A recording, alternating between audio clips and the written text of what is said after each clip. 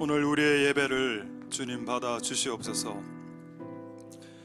3일간 살다가 오늘 이곳에 하나님의 집으로 나왔습니다.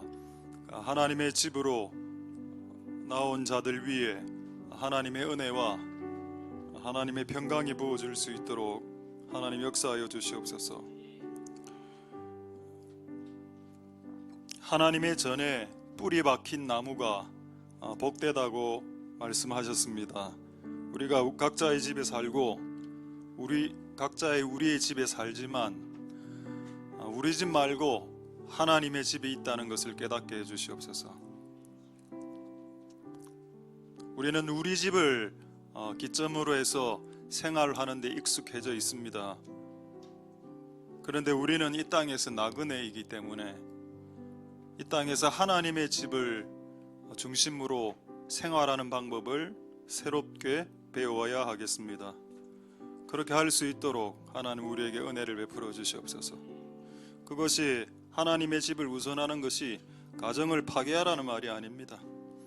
하나님의 집을 우선하면 우리의 집도 세워지게 되리라는 것을 믿기 때문입니다. 오늘 우리가 하나님 앞에 나와싸우니 오늘 우리에게 말씀해 주시고 성령으로 충만한 시간 되게 도와주시옵소서. 감사드립니다. 예수님 이름으로 기도드립니다. 아멘. 자, 하나님 말씀 계시록 요한계시록 1장 7절.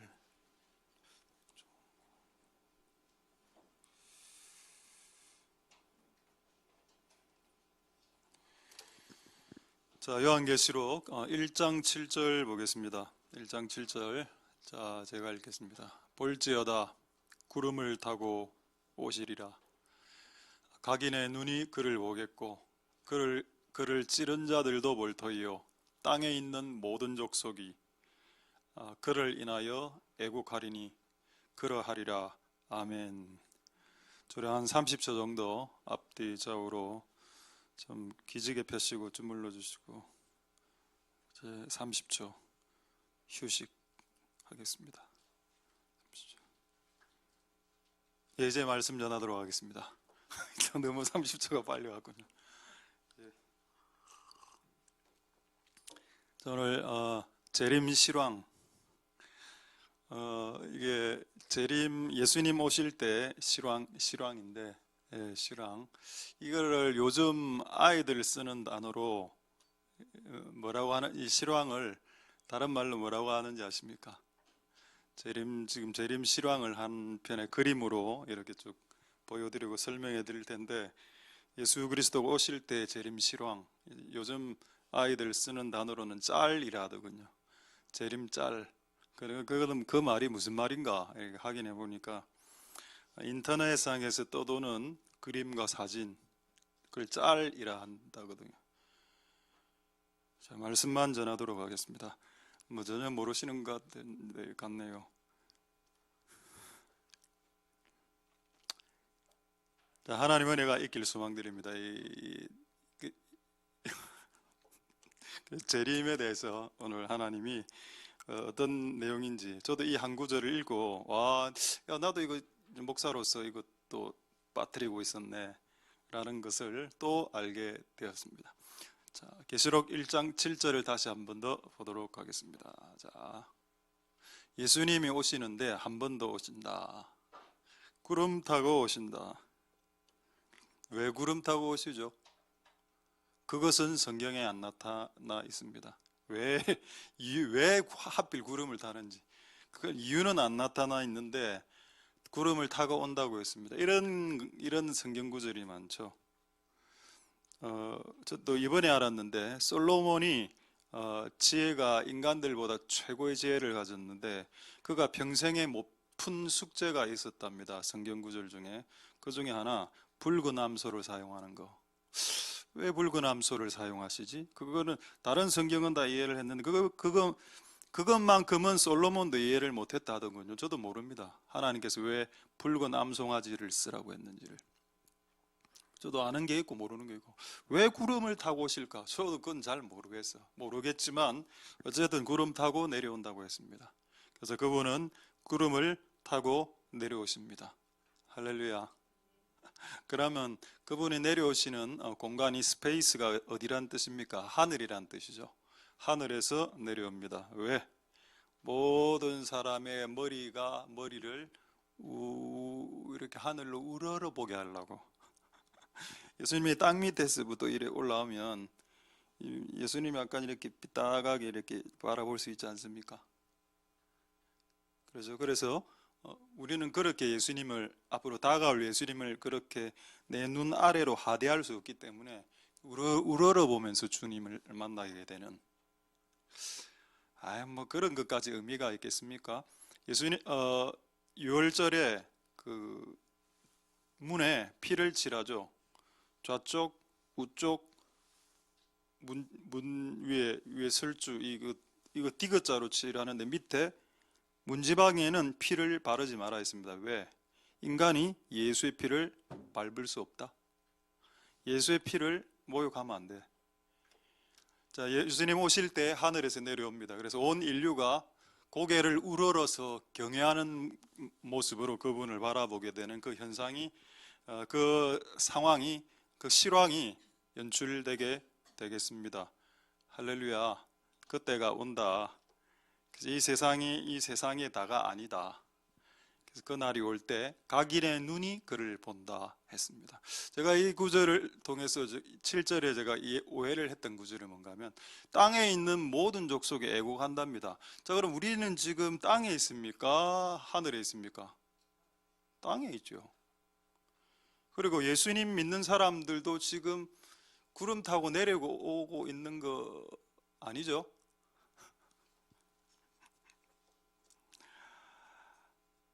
오늘 말씀을 짧게 마치고 그냥 기도회로 오늘 같이 하고 나중에 탕수육 하나 시켜 먹고.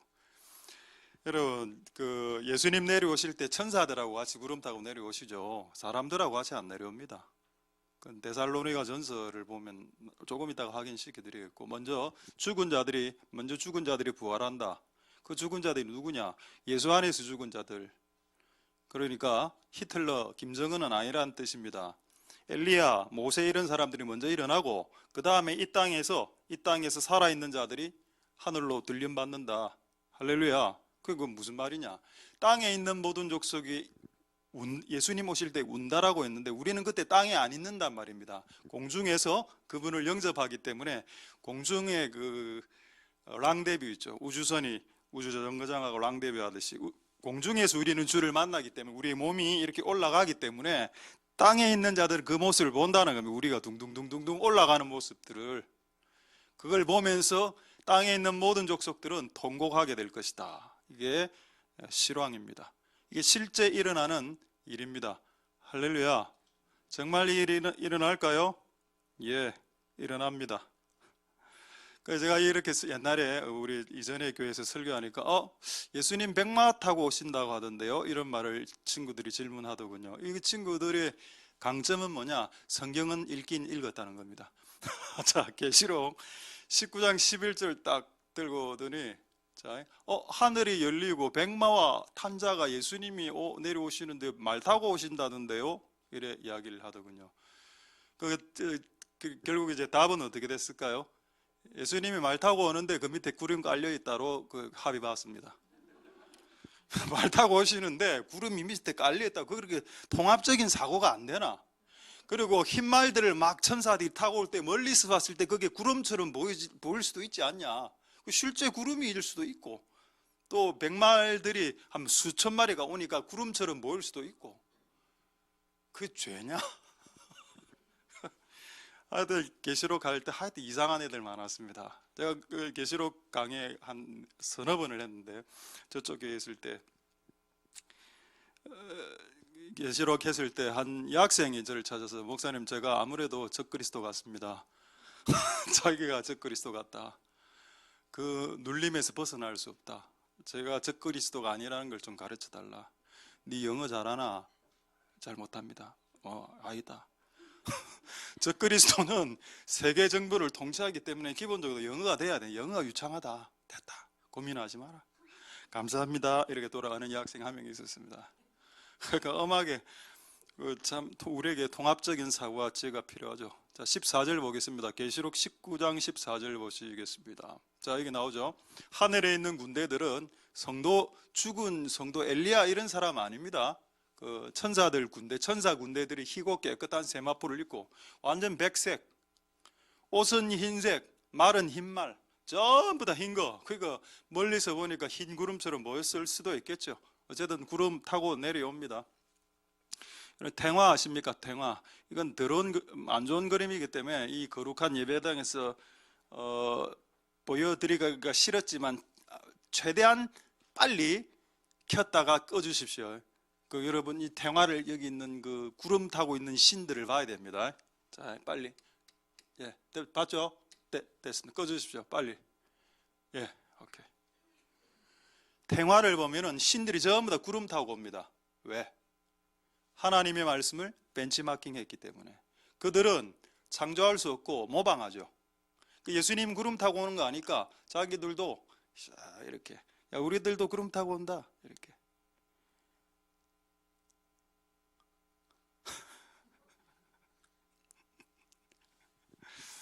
하나님 은혜가 있길 소망드립니다. 자, 이제 빨리 이거를 지금 시간이 없기 때문에 빨리 아까 여러분 헷갈릴 것 같은 그 부분을 보겠습니다. 데살로니가 전서 4장 16, 17, 18절 한번 보겠습니다. 자, 주께서 호령은 뭡니까? 불호령이란 말 들어봤죠? 큰 명령 소리라는 뜻입니다. 그 다음 천사장이죠? 뭐 천사급들은 뭐 끼지도 못합니다. 이 소리에. 천사장이니까 뭐 미가엘, 가브리엘, 라파엘 정도 되겠죠. 그런 천사장들의 소리와 하나님의 나팔. 여기 지금 성도들이 강림하는 게 있습니까? 없습니까? 성도들 강림 안 한다니까요. 여러분 헷갈리지 마시고. 천사들의 군대가 하늘로부터 내려옵니다. 근데 왜 군대가 내려올까요? 싸우러 내려오는 겁니다. 즉 그리스도의 군대. 근데 이건 싸움이 안 돼. 내려오자마자 그들은 패하기 때문에.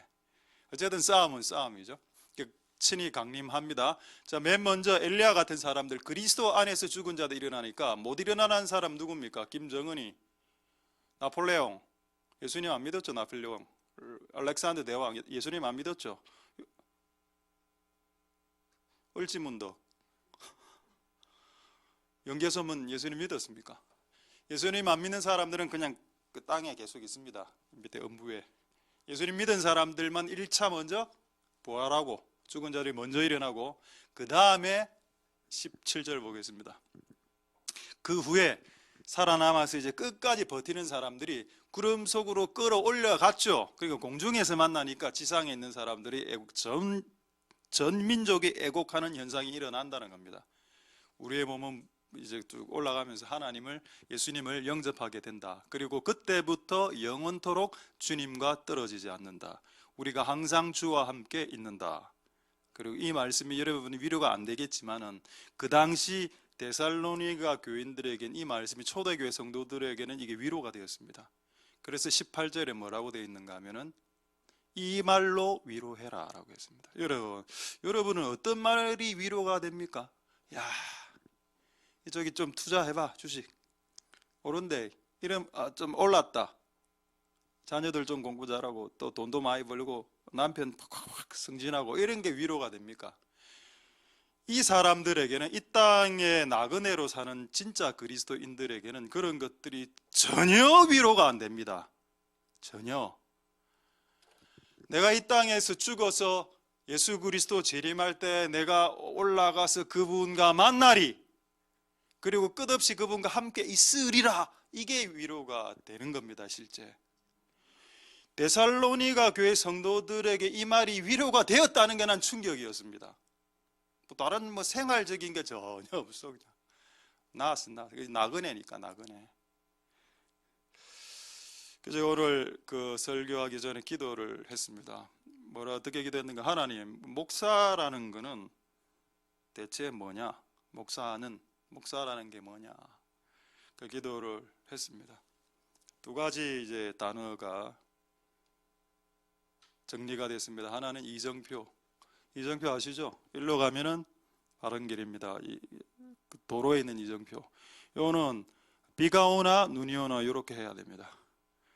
상황이 안 좋아도 이대로 해야 되고, 그 다음에 그 바닷가의 등대, 등대는 빛을 이제 항구 쪽으로 비추면서 헷갈려하는 배와 선원들을 그 소망의 항구로 인도하죠.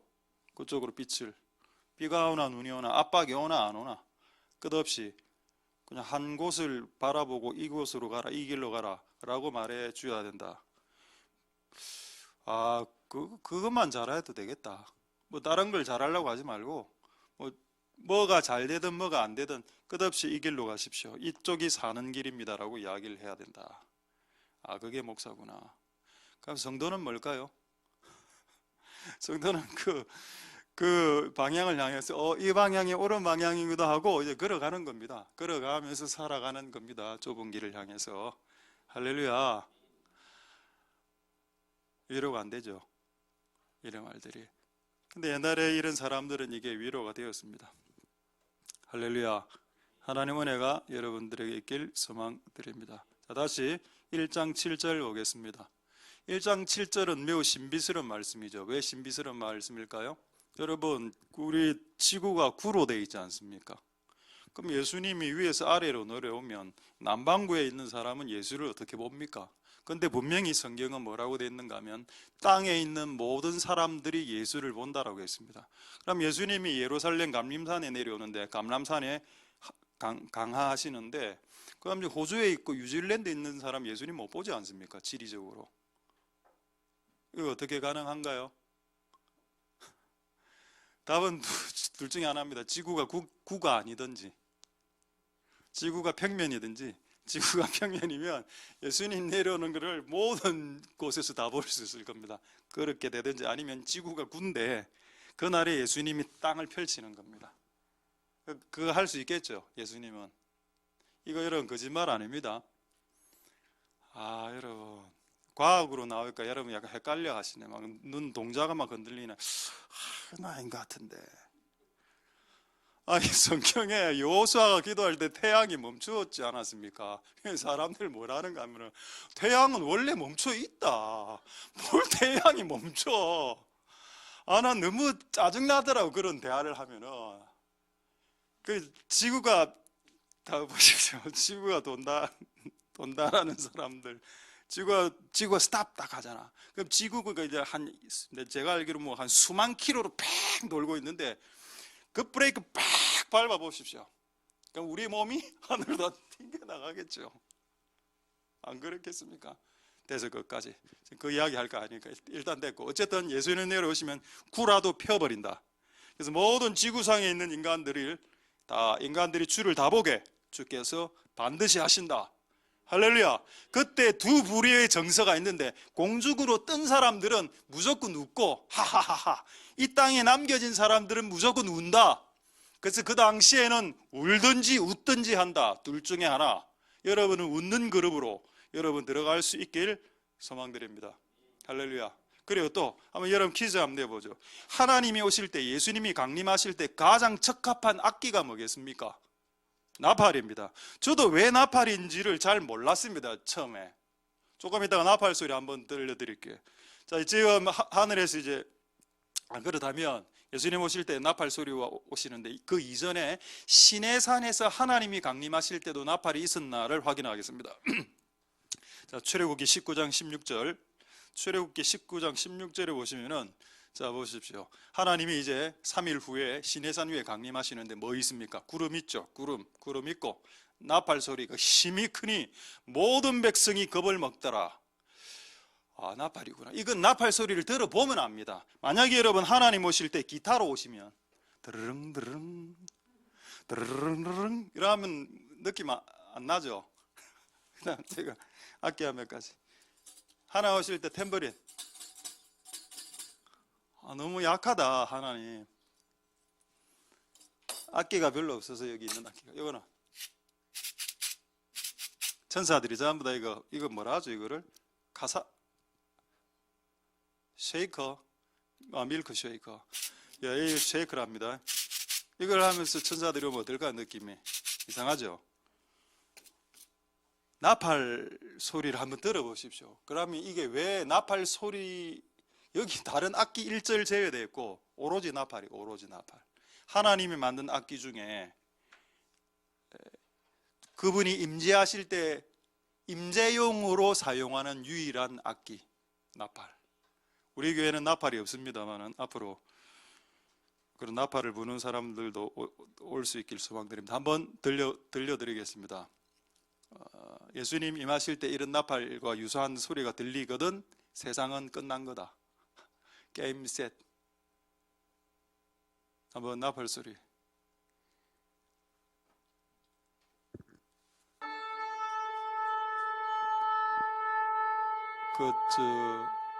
그림 없습니까? 그림하고 같이 안 돼? 예. 됐죠? 예.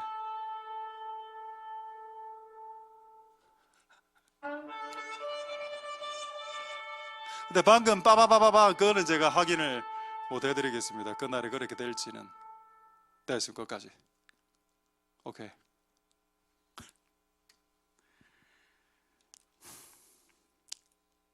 사도행전 1장 11절 12절 보겠습니다. 하나님의 말씀은 과학보다 정확하다. 예수님 오시는 장소를 말씀드리겠습니다. 참고로 한국은 아닙니다. 예수님이 오시는 장소, 갈릴리 사람들아 어찌 하늘을 쳐다보느냐. 너희 가운데서 하늘로 올려오신 이 예수가 본 그대로 내려온다. 그럼 올라간 그 장소가 어딘가? 12절에 나옵니다. 감람원이라는 산 이렇게 나오죠. 예수님은 이스라엘 예루살렘에 재림하십니다. 그리고 장소는 감람원이라는 산. 저 말씀 가지고 그렇게 말을 할 수 있나요? 예, 있습니다. 스가랴서 14장 4절로 확인하겠습니다. 그래서 왜 이렇게 예수님께서 세밀하게 적어 놓으셨나? 예수님은 예루살렘에 임하고 예루살렘에 있는 산들 중에 감람산에서 승천하셨는데 그 자리에 그대로 다시 재림한다.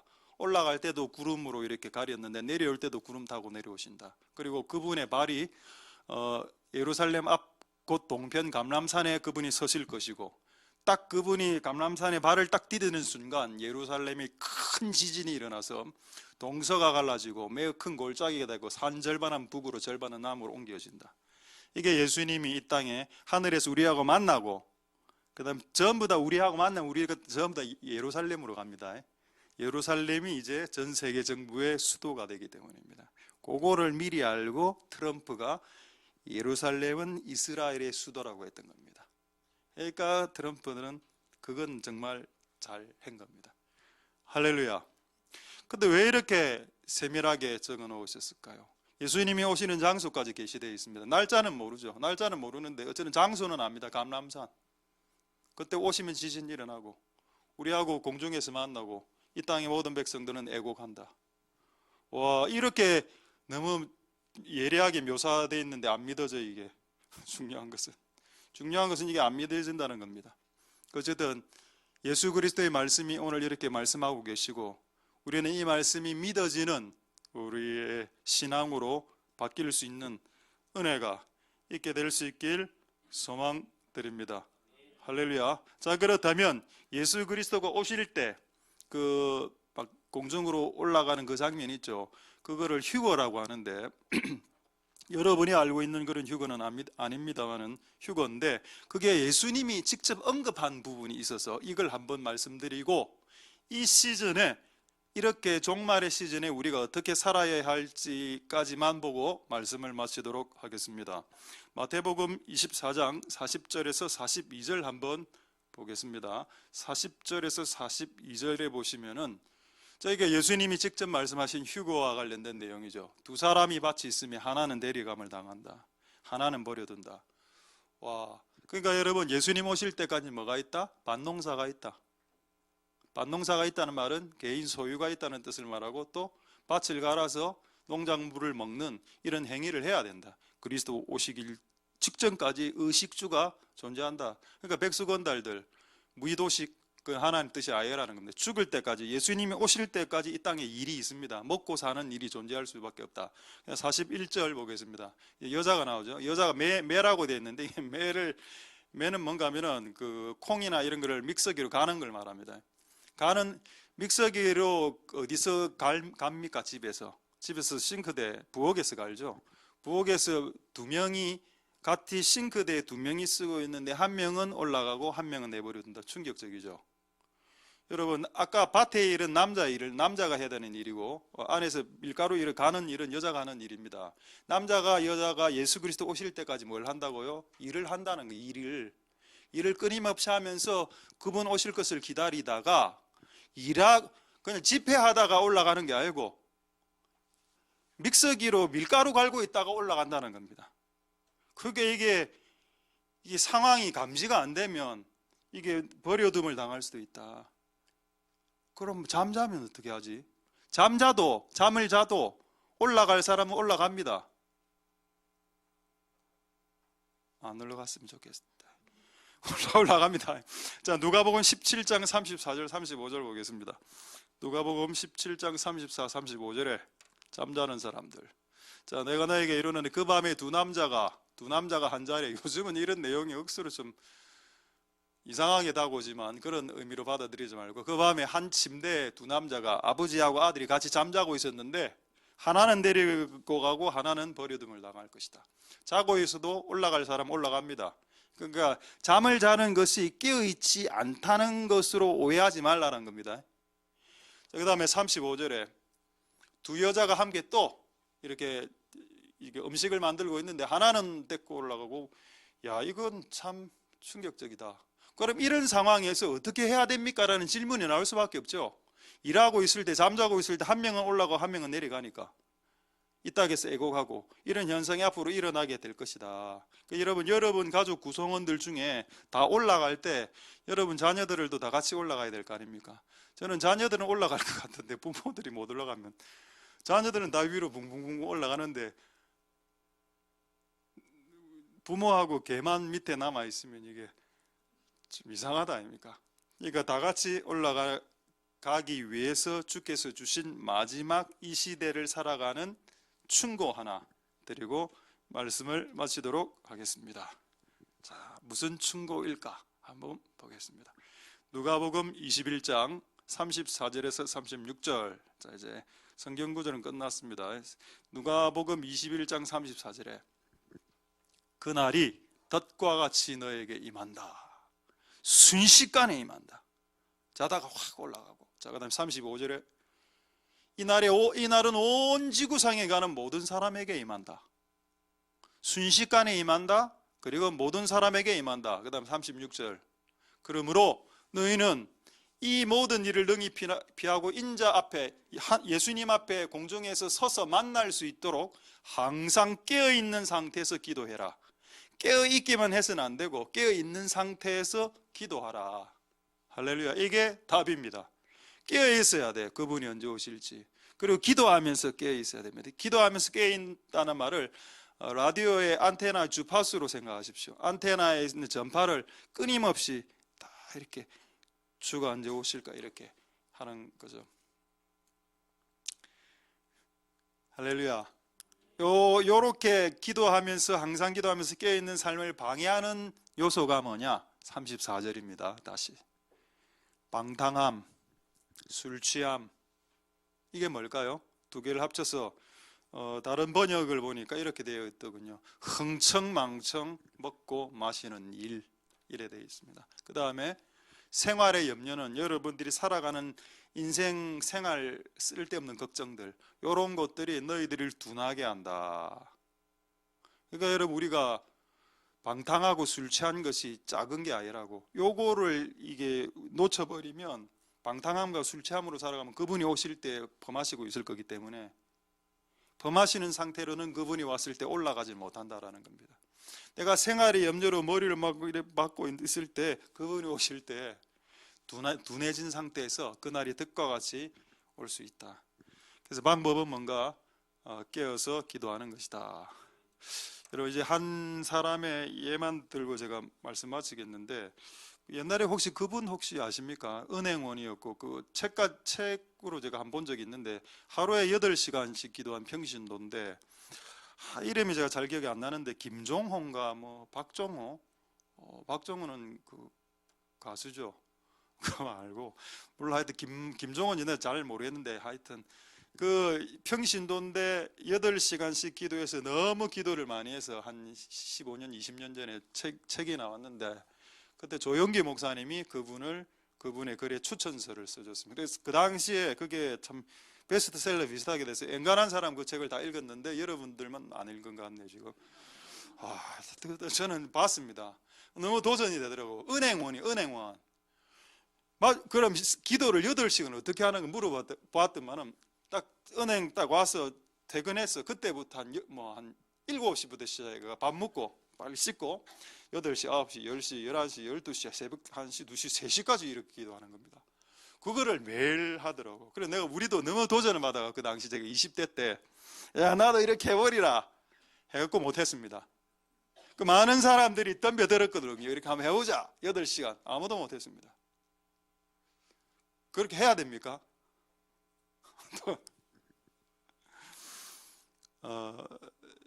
제가 여러분들에게 답을 드리겠습니다. 앞으로 주의 종이 될 사람, 그리고 선교사, 목사 이런 시리즈로 갈 사람들이나 이런 사역자들은 기도를 목숨 걸고 해야 됩니다. 기도가 기본적으로 기도가 본인의 일이고 그 다음에 기도가 취미고 이게 돼야 됩니다. 이게 안 되는 사람은 주의 일을 하면 안 됩니다. 기본적으로. 근데 그 사람은 8시간 했죠. 결국 그 사람은 어떻게 됐는지 아십니까? 그 회사 그만뒀습니다. 지금 그분 목사되어 있습니다. 하루에 8시간씩 기도 해낼 수 있는 사람 목사들밖에 없죠. 풀타임. 여러분들이 해낼 수는 없습니다. 여러분들에게 제가 그걸 강요하지 않습니다. 다만 여러분들은 그냥 깨어있을 정도로, 항상 기도하고 깨어있을 정도로 한 8분 정도? 되겠습니까? 8분 기도로 18분 기도 되겠습니까? 80분 기도? 하여튼 깨어있는 상태에서 항상 기도를 이렇게 해야 됩니다. 여러분 화이팅. 예. 하나님의 은혜가 여러분들에게 있길 소망드립니다. 기도가 재미있죠? 재미없습니다. 기도 재미있습니다. 해보면. 예수님께서 마지막으로 누가복음을 통해서 여러분들에게 주신 말씀은 깨어서 기도하라는 겁니다. 여러분 꼭 깨어서 기도하셔서 종말을 잘 준비하시고 나팔 소리를 들으시길 소망드립니다. 나팔 소리가 들릴 때 여러분들이 올라갑니다. 그때는 그게 마지막입니다. 회개할 수도 없어. 그건 이미 끝났기 때문에.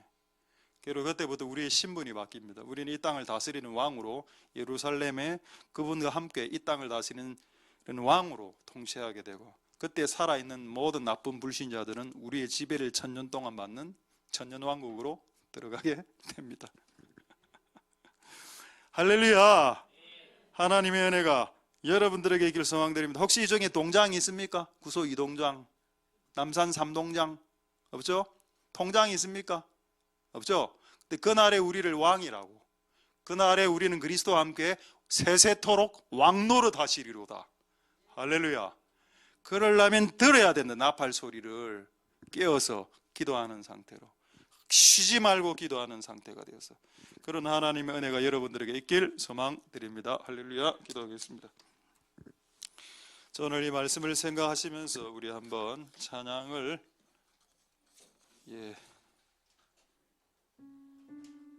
주의 나라가 임할 때 우리 찬양 부르고 한 3가지 정도 동성으로 기도하고 자유롭게 기도하는 시간 갖도록 하겠습니다.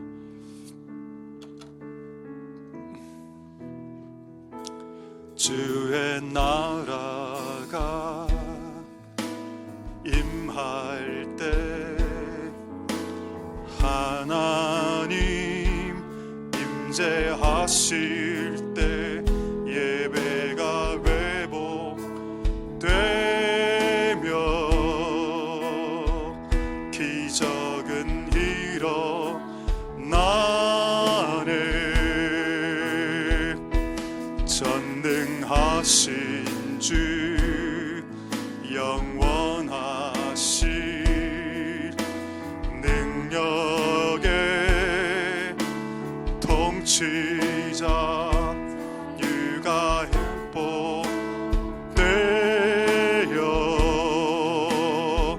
주 백성 돌아오네.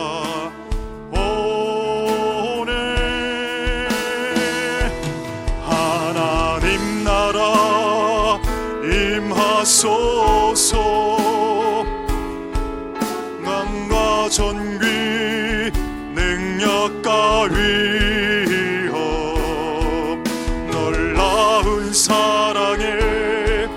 기적의 하나님 이곳에 오소서. 하나님 나라 임하소서.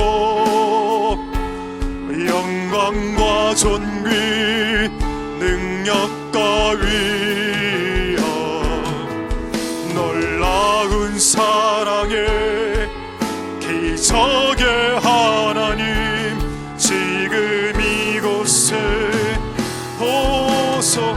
우리 다시 한번 주의 나라가 임할 때 주의 나라가 임할 때 하나님 임재하실 때가 회복됨. 구역은 일어나네.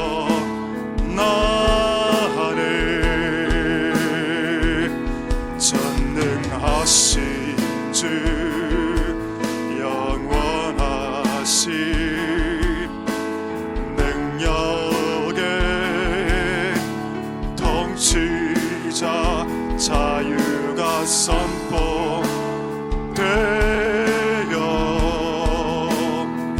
주 백성 돌아오네.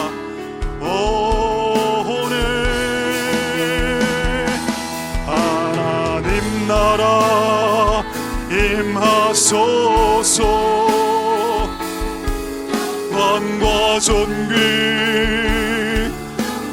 위엄 나은 사랑의 기적의 하나님 이곳에 오소서. 주 높고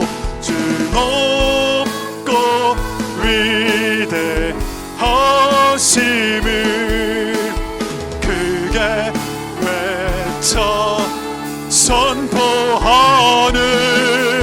만왕의 왕 주 하나님 지금 오소. 하나님 나라 임하소서. 하나님 나라 임하소서. 영광과 존귀 능력과 위엄 놀라운 사랑의 기적의 하나님 지금 이곳에 오소서. 주 높고 위대하심 높고 위대하심을 크게 외쳐 선포하네. 마당의 왕 주 하나님 지금 우리 마지막으로 하나님 나라 임하소서. 하나님 나라 임하소서. 영광과 존귀 능력과 위엄 놀라운 사랑의 하나님 이곳에 오소서. 주 높고 위대하심을 크게 외쳐 선포하네. 만왕의 왕 주 하나님 지금 오소. 주 높고 위대하심 주 높고 위대하심을 크게 외쳐 선포하네. 만왕의 왕 주 하나님 지금 높고 위대하심 주 높고 위대하심을 크게 외쳐 선포하는 만왕의 왕 주 하나님 지금 오소서.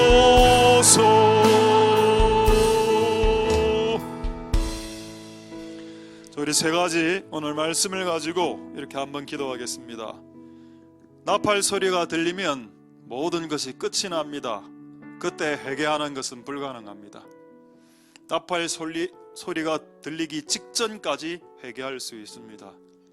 나팔 소리가 들리기 직전까지 우리에게 기회가 주어져 있습니다. 그러나 소리가 들리면 그것으로 끝입니다. 두 명이 같이 요리를 하다가 한 명은 하늘로 올라가고 한 명은 요리를 계속 땅에서 하면서 울게 될 겁니다.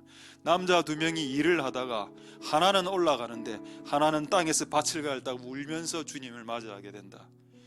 이게 너무 사실적으로 표현되어 있는데 사람들이 이걸 안 믿더라는 겁니다. 에이, 정말 그런 일이 있겠나. 똑같이 두 명이 테레비를 보고 있는데 어떤 사람들은 테레비를 보는 상태에서 하늘로 올라가는데 어떤 사람은 테레비를 보면서 주님 오는 거 보면서 동시에 두 개를 보면서 우는 사람이 발생하게 될 겁니다. 그런데 올라가는 사람이 밑에 사람을 잡고 올라갈 수 없습니다. 그것은 불가능하죠.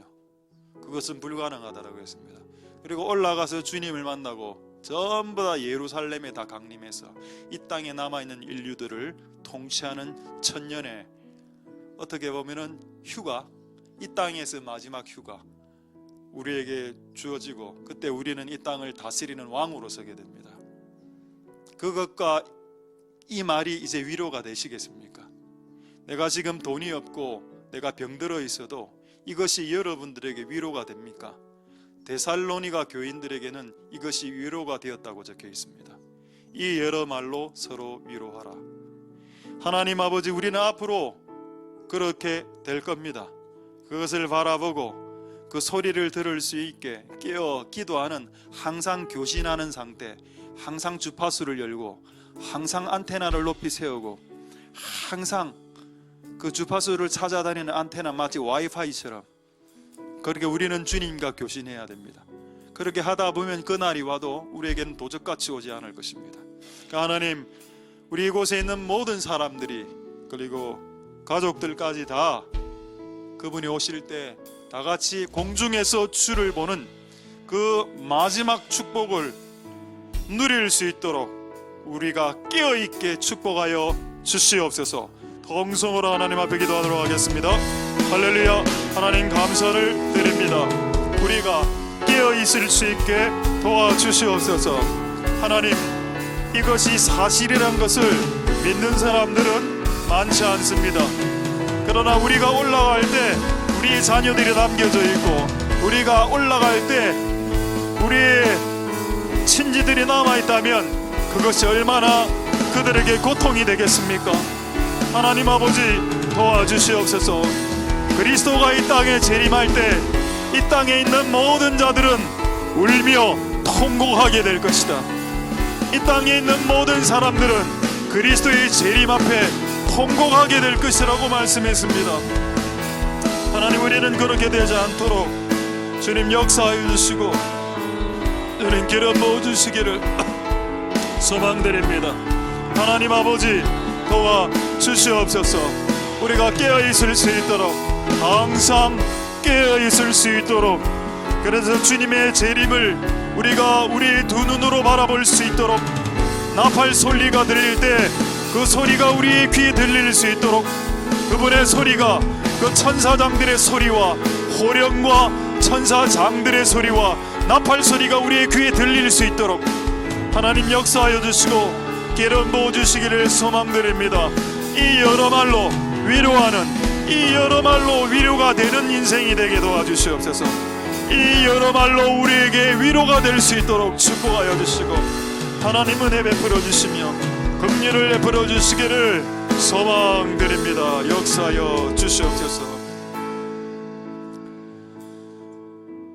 자, 우리 두 번째 이렇게 기도하겠습니다.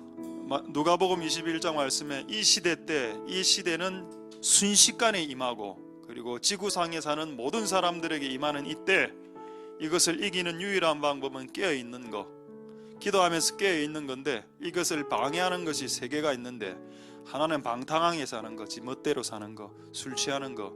여러분 웃기죠? 술 취하는 거 별거 아닌 것 같아 보이죠?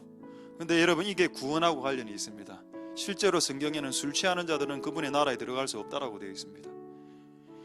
하나님 아버지, 우리에게 방탕함과 술 취함, 그리고 생활의 염려, 생활 염려 너무 많죠? 끊임없이 생활에 염려합니다. 오늘 무슨 차를 살까? 어떤 차가 더 좋을까? 오늘 물건을, 옷을 살려고 하는데 무엇이 더 좋을까? 끊임없이 고민하죠. 그거를 해도 됩니다. 해도 되는데 그게 여러분을 깨어있는 상태를 없애버릴 정도로 강하게 그게 일어난다면 그것은 잘못 살고 있는 겁니다. 여러분들이 생활의 염려로 뭔가 밥도 해야 되고, 아까 밀가루도 갈아야 되고, 남자들은 밭에 일을 다 해도 돼, 다 해도 되는데 또 그것을 하는 죄라고 생각 안 하지만, 그것 때문에, 그 생활의 염려 때문에 여러분이 영적으로 잠자는 상태로 들어가는 것은 아니다. 여러분이 기도를 놓치는 상태로 가는 것은 아니다.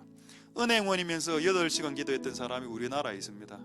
그분 결국 풀타임 목사 됐죠. 일반인들이 그렇게 할 수는 없으니까. 그렇다면 여러분들이 일을 하는 사람으로서 여러분들이 어느 정도 적당하게 깨어있는지를 한번 체크해 보라는 겁니다. 8시간 기도하란 말이 아니고. 그러나 앞으로 주님의 종이 될 사람이나 주의 길을 갈 사람들은 8시간 기도해야 됩니다. 그래서 하나님 우리에게 은혜를 베풀어 주셔서 우리가 깨어 기도할 수 있도록 생활의 염려에서 벗어나게 도와주옵소서. 이렇게 동성으로 기도하겠습니다. 할렐루야. 생활의 염려, 술 취함과 방탕함과 생활의 염려, 이것은 우리가 구원받는 것을 붙잡고 우리가 해야 되는 어떤 것들을 발목 잡아버립니다. 하나님 아버지, 무엇을 먹을까? 무엇을 마실까? 무엇을 입을까? 무엇을 살까? 무엇을 좀 더 잘해볼까? 무엇을 좀 더 멋있게 해볼까? 어떻게 하면 폼이 나는 삶을 살아볼까? 그것을 해도 되는데 그것이 내가 깨어있는 상태를 죽이는 정도로 하든지, 내가 기도를 놓칠 정도로 내가 그것을 하고 있다면 그것은 하나님 나라에서 합당하지 않다는 것을 주님 말씀하셨습니다. 하나님, 우리가 밭을 갈고 우리가 매를 갈며 우리가 여러 가지 걸 해야 됩니다.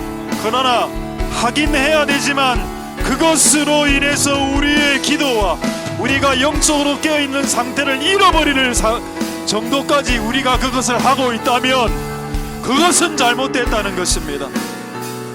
하나님 아버지, 역사하여 주시고 우리가 술 취해 있지 않게, 우리가 방탕하지 않게, 우리가 생활의 염려에 걱정 근심에 빠져 있지 않도록 주님 역사하여 주시고 긍휼을 베풀어 주시고 은혜 베풀어 주시기를 소망드립니다.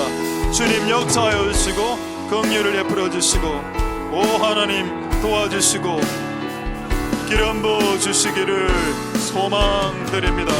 역사하여 주시고. 자, 이제 마지막으로 하나 기도하고 자유롭게 기도하겠습니다. 제가 아까 목사가 등대와 이정표라고 했는데 목사뿐 아니고 예수님을 믿는 진짜 그리스도인들, 예수님을 믿는 진짜 제자들, 교인들 말고, 처치 멤버 말고, 그냥 멤버십만 가진 교인들 말고 진짜 여러분들이 예수의 제자가 된다면 여러분들은 이정표로서 살아가야 됩니다. 여러분 등대가 되어야 됩니다. 끊임없이 비가 오나 눈이 오나 이곳으로 가야 삽니다. 끝없이 압박이 들어와도. 이번에 코로나가 저는 하나의 시험이었다고 생각합니다.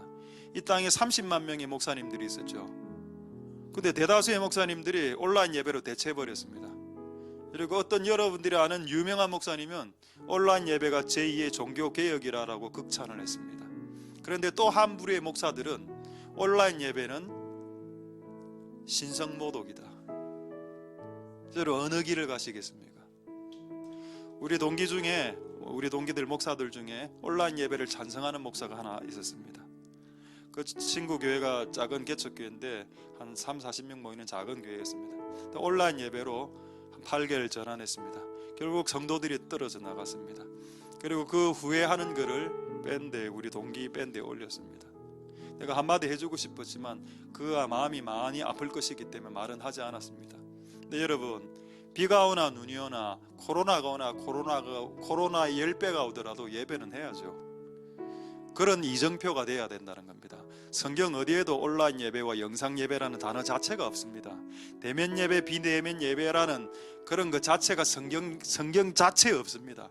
모든 예배는 그분과 대면하는 예배고, 모든 예배는 그분의 임재 앞에 나와서 드리는 것이 예배입니다. 그거를 무력화시킨데 동조했던 그리스도인들과 목사와 장로들과 권사들과 집사들은 회개해야 됩니다.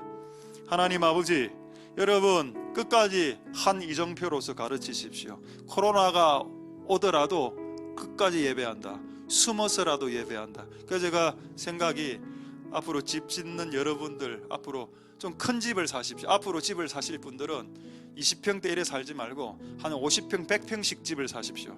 그래서 한 50평, 100평, 마가요한의 다락방에, 자기 집 다락방에 120명씩 모였죠. 그래서 한 100명씩 모일 수 있는 공간들을 한 10개 정도를 이제 집을 만들 때나 살 때 이렇게 해서 비상시가 될 때 그런 데를 돌아가면서 제가 주일날 10번 설교하면 되니까, 이쪽에서 한 번, 저쪽에서 한 번, 이렇게 한 10번 설교하면 다 돌아갈 수 있으니까, 아, 그렇게 필요하겠다.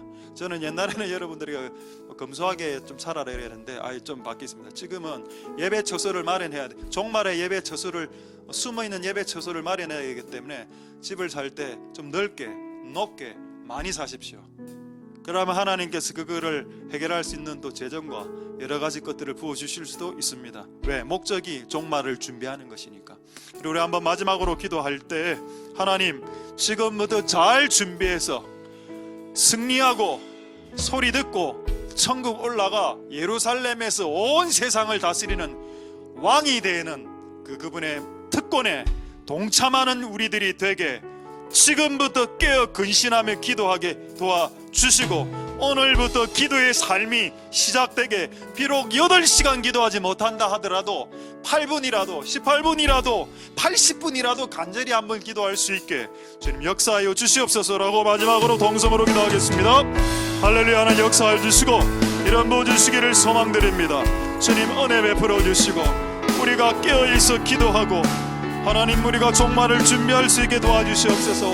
각자의 처소에 마가요한의 다락방과 같은 그런 예배의 처소를 마련하고 종말을 준비하고, 종말의 코로나보다 더 심각한 질병이 창궐했을 때 우리가 숨어서 끝까지 예배드릴 수 있도록, 끝까지 등대처럼, 끝까지 이정표처럼, 끝까지 어떠한 상황 속에서도 목숨을 걸고 끝까지 예배해야 된다는 것을, 목숨을 걸고 끝까지 예배해야 된다는 것을 끝까지 말할 수 있는 자들이 되게, 비가 오나 눈이 오나 한 곳을 향해서 이정표처럼, 마치 풍랑 속의 등대처럼, 비가 오나 눈이 오나 코로나가 오나 압박이 오나 어떤 압박과 협박이 와도 주님 앞에 예배드려야 된다라고, 그것은 포기할 수 없다라고 말할 수 있는 그런 성도들과 그런 그리스도인들이 다 될 수 있도록 주님 축복하여 주시고 역사하여 주시고 은혜 베풀어 주시기를